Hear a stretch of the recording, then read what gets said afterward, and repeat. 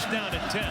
On the carry, this is Johnson, and Johnson inside the 5, spun down at the 3. Another unbelievable performance on Saturday against Iowa State. You guys forced 9 3-and-outs on 17 offensive series for the Cyclones, 11 punts on the day for Iowa State. But even still, having to deal with some short fields, some sudden change situations that maybe put you behind the 8 ball a little bit on Saturday. Yeah, we don't care about where the ball starts. You know, our guys have been buying in to just defend the field. So regardless of how it gets here, we got to go defend the field. One of the things that showed up on Saturday that we had been really good at was the red zone defense, and we did not do a good job, did not respond.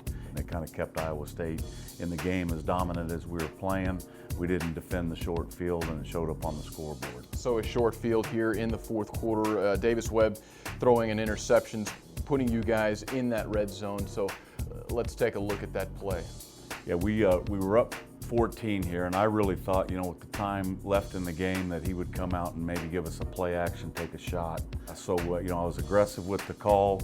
We ended up bringing Terrence Bullitt, our Raider, off the edge. This is Brandon Jackson, our end. He's gonna, what we call a long scoop. So he'll read the guard and come down inside and try to take away the A gap. Got Kerry Hyder, our nose, is going to work A to B into the boundary. You know, our strong safety, Tanner Jacobson, is going to disguise and come down into the box here. Both of our linebackers are going to push out into coverage here. We're going to rotate the secondary right here. So we're a little bit thinned out in the middle if we don't fit this properly. So really on this particular blitz, this one came back and got us because he ended up running the ball off of off their read series. And really, you know, our outside pressure would be the Raider, who would take the quarterback, and then our strong safety coming down in here tight should just go flat to dive. So Tanner Jacobson in this case has the dive. This one ends up splitting us because we don't do our responsibilities. If we just execute our assignments, not picking on Tanner Jacobson, true freshman, and really had probably not put him in this scenario throughout the course of the week with this particular play. But you know, on the back half here with Trey Porter playing the field side half, and our boundary corner Bruce Jones playing the boundary half here, end up, you know, sawing the running back in half right here. A really good shot, both of them right here, trying to jar the ball loose. Great finish, and they got the ball at the 4 or 3 yard line somewhere in there, but we're trying to stress takeaways, and that's a pretty violent collision. It gives us a chance to snap the ball again and give us a chance to defend the end zone one more time. On first down and 10, Richardson just getting the ball away. They're going to call it a fumble. Oh, the ball's loose. It's picked up, heading the other way. Touchdown, Texas Tech. Sam McGuavin with the score. Okay, so let's go backwards a little bit in the ball game. Maybe the most talked about defensive play was one that was for naught. Third quarter, still just a 7-point ball game. Looks like a huge change of momentum here. And you always talk about scooping scores, and it looks like you had one here in the third quarter. It did, and you know, our guys were playing hard all the way through. We were in a groove here a little bit in the third quarter.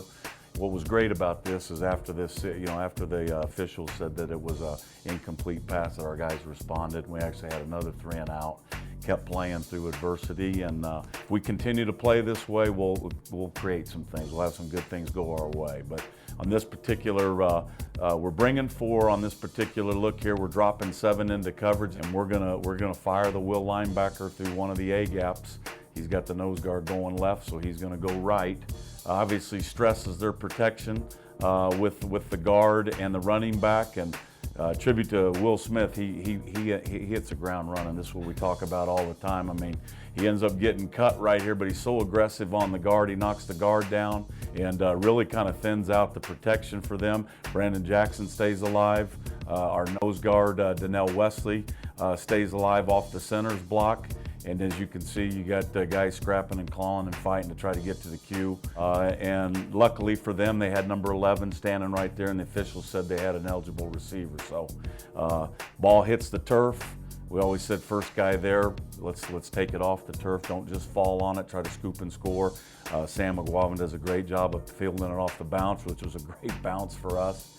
And then outruns the quarterback to the pylon right here. And obviously thought this would put us up 14, and the way we were playing on defense, we were feeling pretty good at this time. But we're going to continue to go after the ball and ball disruption, and continue to play violent and continue to try to create some takeaways. We didn't have any on Saturday, so they won the takeaway battle against us, their defense against ours. I think they had 3, we had 0, so obviously we got to get that shored up this week. Maybe not a fumble, but at the very least could have been an intentional grounding play, but we'll leave that for another day. Either way, Iowa State punting at the end of that series. No damage done. Yeah. Appreciate it, Coach. Appreciate you. Thank you. Thanks for having me.